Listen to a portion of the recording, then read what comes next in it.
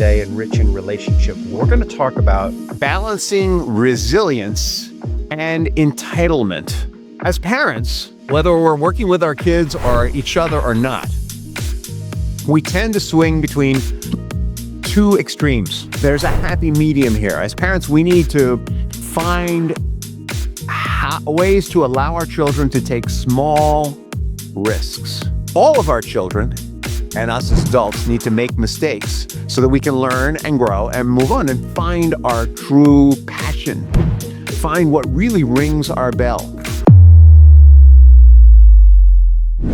Welcome to another episode of Rich in Relationship. I'm your host, Rich Heller, and the official title of this episode is Safety versus Struggle in Raising the Next Generation. But what it's really about for all of us, particularly if you're an American listening to this, is there is a tension between resilience and entitlement.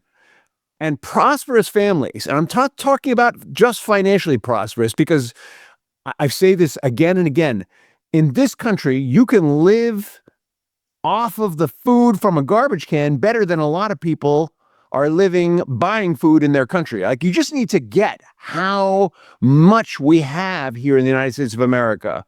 When families are prosperous, not just financially, but emotionally and spiritually, they need to walk super intentionally. And it's really easy for us to slip into entitlement. Let me give you an example.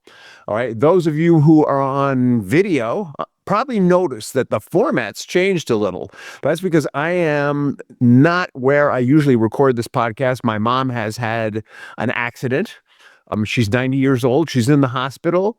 And this accident happened after a death in the family. I literally came here from a funeral in the United Kingdom where a family matriarch passed on. And before that, my wife was in the hospital for 2 days, right?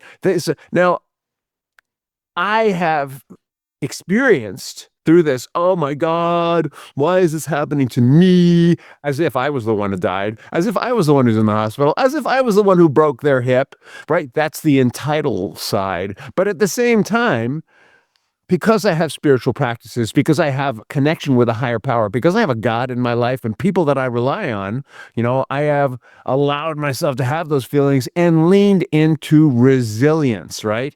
And this is the deal, folks. It's really easy when you have it good to feel sorry for yourself when things don't go the way you want them to. Now, I'm not going to say that there hasn't been some struggle for me in this, but it certainly hasn't been what it's been for my wife. It certainly hasn't been what it's been for my cousins whose mother passed away. It certainly hasn't been what it's been for my mom, who, hopefully will be coming out of the hospital soon. So anyway, that is why you are seeing this slightly different video format. And if you're listening on the podcast, but probably not much is different for you. All right, so let's leap into this. And my personal experience is going to be interwoven through this episode because I feel like there are no accidents. So any way that I can bring in my own struggle with resilience and entitlement, I will, because I feel like that makes it real, right? Like, what's the sense of being a talking head if it isn't real?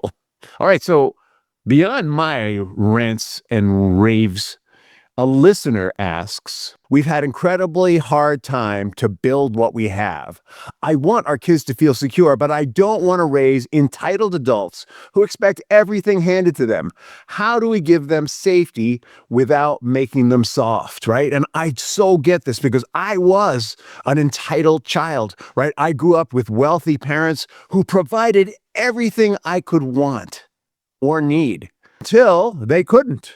All right. And then I had the experience of being homeless. I had the experience of living on food stamps. I had the experience of knowing that I was eating better on food stamps, homeless, than many people I have seen in third world countries since I have recovered financial prosperity and traveled the world. Right. And so if it hadn't happened, I wonder if in my own life, if my family's financial situation hadn't collapsed, who would I have become? And I think this is what this listener is struggling with. They want to give our children everything. We want to give them the best. We don't want them to struggle the way we struggled. And we want them to have some true grit, right? True grit. What does that mean? That means not only when the going gets tough, the tough get going, but the going get tough with intentionality. And I get it, right? I have 5 kids, and I'm afraid of raising fragile, entitled children. And I'm proud and happy to say that none of my children are fragile and entitled. Well, they can be entitled. Don't get me wrong. Just like I can whine about, why is this happening to me when all these other people are suffering and I'm showing up for them, right? They can whine too. And because of the principles and the example and the values and the traditions that we've established in our family, and because they haven't always had it easy, they have resilience. That's what true grit is, right? Resilience. This word that sounds so great, we read about it all the time. It's true grit. We all want to raise capable, resilient humans who are grounded, not entitled.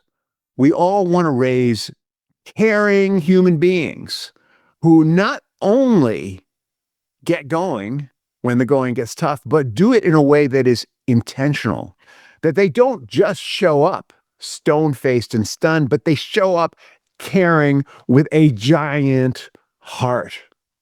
And for couples who work together, right, the stakes are even higher because your business is feeding your family. It's also an identity for you. It's a legacy that you might want to hand on to your kids. And there's pressure involved. And when your kids start working in the business, that's when it can be really challenging. Now, I've got a Brad and Gwen story. We're not going to use it today. All right. We're going to go a little freestyle here. Let me tell you an experience of Brad, who in this case is Rich, who hired his son to work in his business. Rich and his mom built a company from scratch, long nights, financial risk, personal sacrifice, and it was stable and profitable. And my teenage son, whose name I will not use, I have several sons, I'm not going to out which one it is, came and worked in the business. And he came and worked in the business at a particularly amazing time. I had made a declaration that this business, we were going to do or die. We were going to be a sustainable business that's what are called green roofs at a time when nobody knew what they were because it was good for the planet. And I went on the faith and the belief and the confidence that not only was this good for the planet, it would be good for the business. It was a big gamble. The whole thing could have literally, I could have thrown snake eyes, to use a dice term. I could have crapped out. But he came on just as we got the contract for the first major green roof in New York City. And my son was actually in a New York Times photograph of my crew working on that green roof, right? I was so proud of him, all right? I can't tell you how much I love my son. I can't say how much I love all of my children. I was so proud of him. And I knew from working with my mom that working with family was really hard. And just in the same way that my mom did not make it easy for me, right? She set me up with responsibilities and accountability when I came to work with her. I didn't make it easy for him. I didn't make it any harder for him than anyone else, right?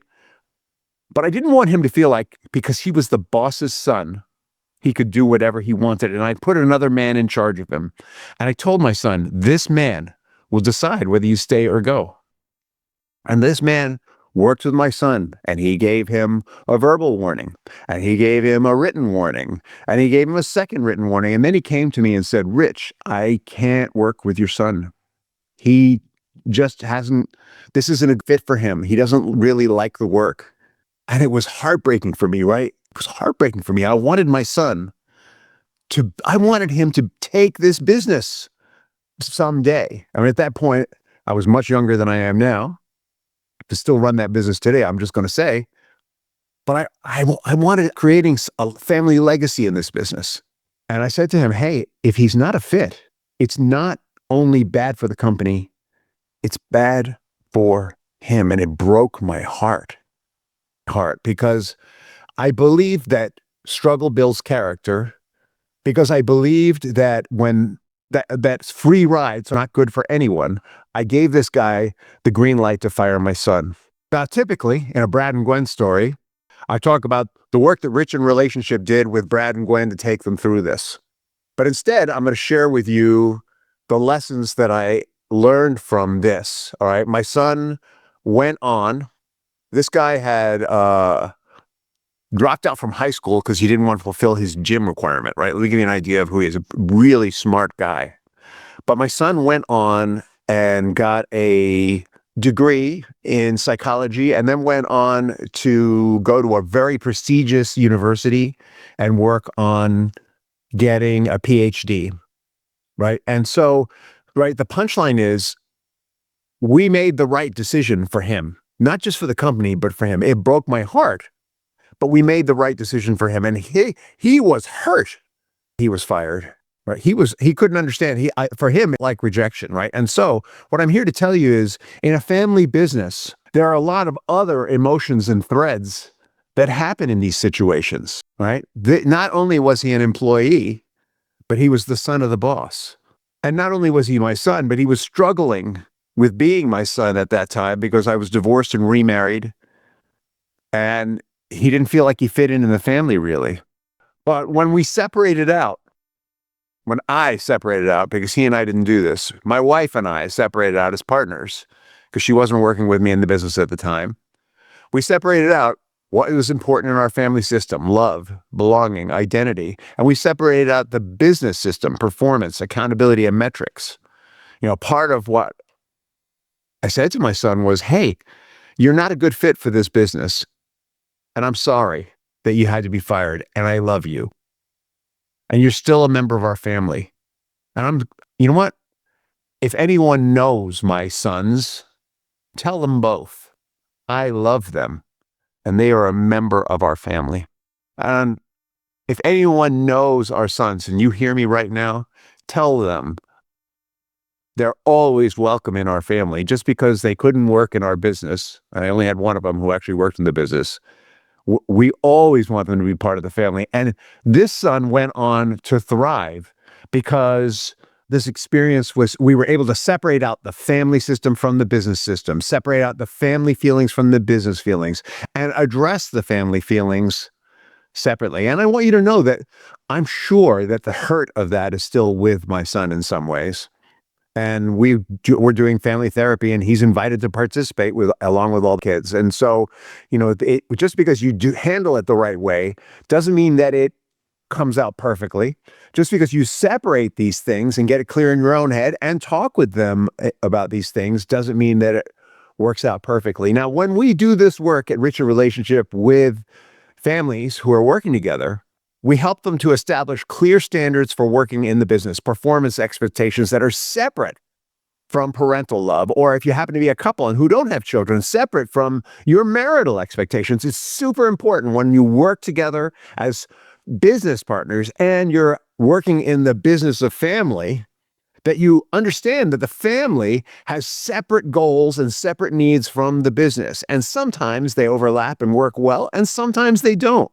When we work with families, we help them to separate out work, survival, personal growth from family, connection, values, future family orientation. And one is about building family resilience and about building a platform for each individual in the family to grow and thrive. The other can be about growing the individual, but it's also about providing income.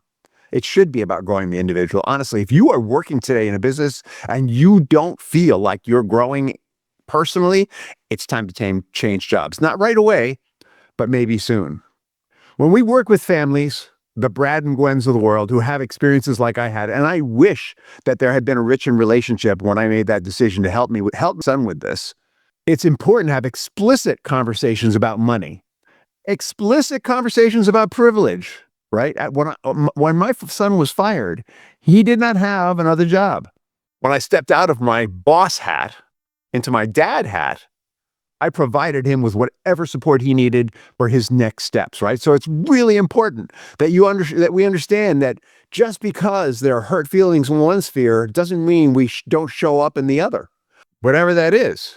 We have conversations about money, We have conversations about privilege, and we have conversations about responsibility. We have conversations about resilience, next steps, supporting one another in moving forward is super important. Forgiveness is a super important part of that recipe when you're mixing family and business. I'm going to give my son a lot of credit because we didn't have a rich relationship to lean into. We just had our family unit and our business. And as good as I am today at helping other families separate this stuff out, I wasn't as good as at it then. Even though I had a master's in social work and I had a background and understanding, I had a strong grounding in business, and we had good systems and everything was set up really well, I wasn't as good as I was then as I am now. And my son still found his way through, still found his passion, and has a beautiful, thriving family today. I give him a lot of credit. He did not get everything easy. In fact, he went through a period in his life where he rejected any financial support from the family, which I'm proud of him for. He made the decision that he was going to stand on his own 2 feet without any financial support, right? Super important. He made that decision. We didn't cut him off. I'm so proud of him that he made that decision. He made the decision that he needed to find his own way. And he knew he didn't have to earn our affection. And safety and struggle were intentional, not accidental. And he's got a beautiful 2-year-old daughter today as I speak. Actually, 3, really. All right, so let's wrap this up. As parents, whether we're working with our kids or each other or not, we tend to swing between 2 extremes. We make it too safe. That means we're like helicopter parents. We don't let them take any risks. Or we make it too struggly. That means we're like absent. There's a happy medium here. As parents, we need to find ways to allow our children to take small risks. When we're working within the business, even, we can't coddle them, or in the business of family, we can't coddle them. We can't make it happen for them. We can't learn the lessons for them. We need to set up small risks so that they make mistakes. In the same way that my son made mistakes because he really wasn't a good fit for the work we were doing and moved on, all right? All of our children and us as adults need to make mistakes so that we can learn and grow and move on and find our true passion. Find what really rings our bell. Both extremes, making it overly safe or absolutely absentee parenting over struggle, are fear-based. One produces fragility and entitlement. The other one produces shame, pressure, and emotional distance. And truthfully, I may be guilty of not being hands-on enough with that particular son. Lesson learned and applied to future children. The problem with being the oldest, and I was the oldest, is that your parents always learn their hardest lessons with you. Both extremes are fear-based, and if you're a family building prosperity, especially those who are not only partners at home, but partners at work, your nervous system, your unconscious mind, often defaults to one of the 2 struggles. You either get into fight mode, let's push them harder, the world is tough, or fawn mode, avoid struggle, right? We tend to lean into those things, or sometimes we just play dead. Resilience is what we all want to grow. And what we need to get here is that resilience does not occur unless there is stress, right? I told you earlier, I've been going through a stressful couple of weeks, and I'm recording under unusual conditions, but because I have practices, because I have a network of support, because I have a higher power in my life, because I rest regularly, I still exercise, I have routines, I prayer and meditation, the stress is not tearing me down, it's building me up. That's what we want for our children. That's what we want for our families. We want to help them to build resilience. We want to teach them the tools for building resilience. You see, the way this works is we can't control what's happening on the outside. We can't make sure that that stays regular.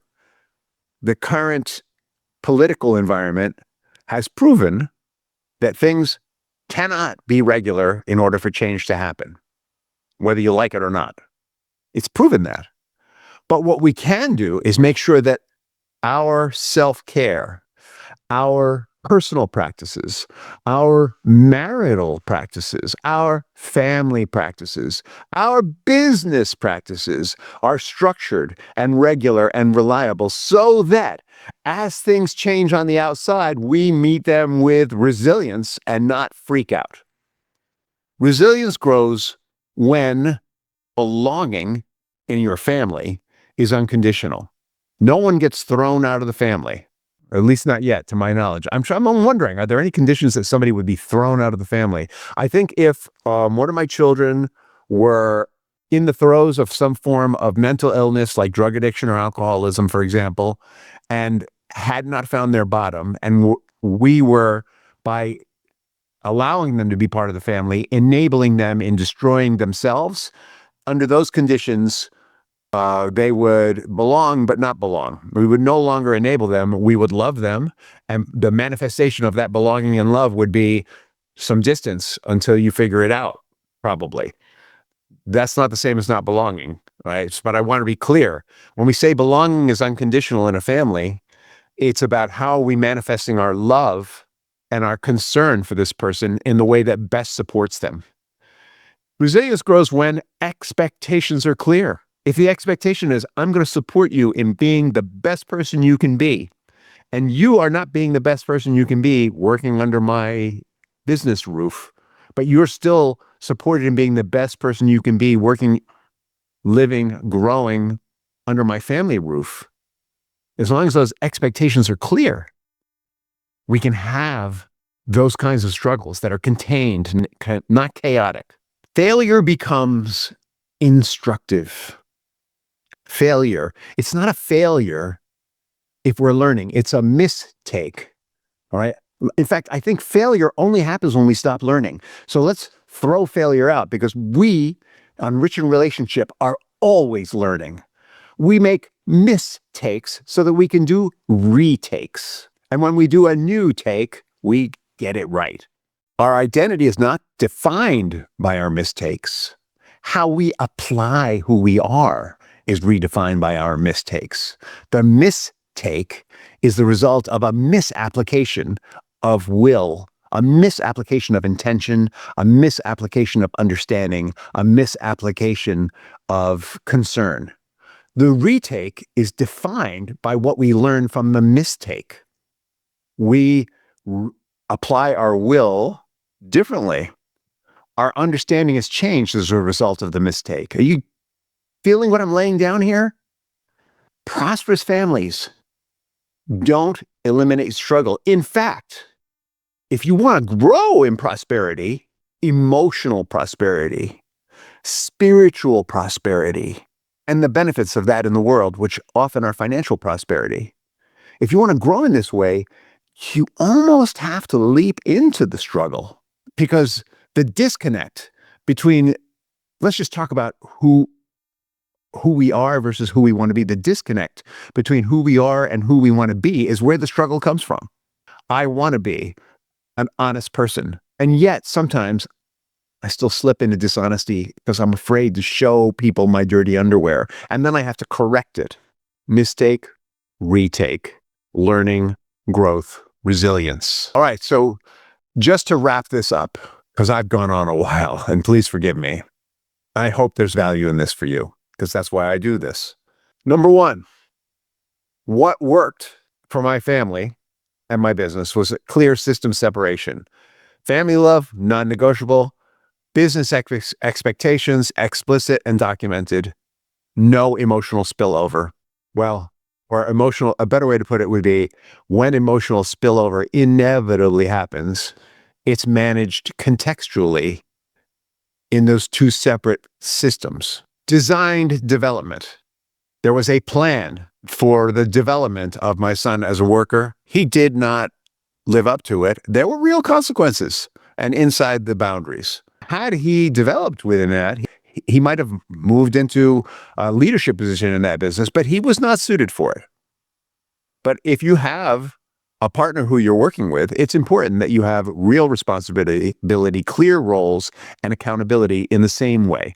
It's the only way you can measure whether there's growth happening. That's true for you, it's true for them. There was an ongoing family forum. All right. Even though there was a breakdown for him in the business, in the family, it was discussed in the family. I said to him, hey, I'm so sorry. We had to do that, but it just wasn't working. It wasn't working for you. It wasn't working for us. And I supported him in going on and getting his degree.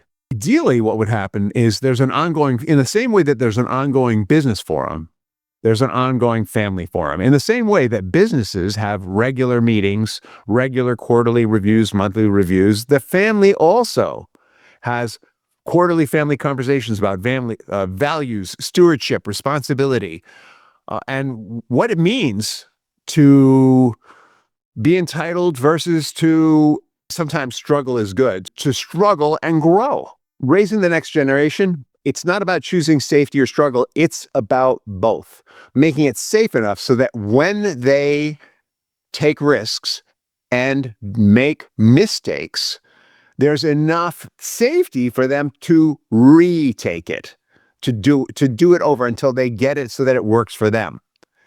Having both is what makes children feel secure. Having both is what gives them a sense of belonging, whether they're working in your business or not. Having both is what makes them feel challenged. Having both is what helps them develop. Having both is what teaches them resilience and steers them away from entitlement. And I want to be really clear. Entitlement doesn't mean that we feel poor me. Having the feeling does not mean we're entitled. Acting it out is entitlement. In the next episode, we're going to talk about why prosperity without purpose breaks families. Purpose is super important for us as individuals. It's important for marriages. It's important for families. It's important for businesses. If you're struggling with this and you want to contact me at my email, rich@richinrelationship.com. Just email me directly or go to our website, richinrelationship.com, and join our free relationship community. There's tools there and a way to schedule a free call with me if that's something you're interested in, richinrelationship.com. In the meantime, have an amazing day and a fantastic tomorrow.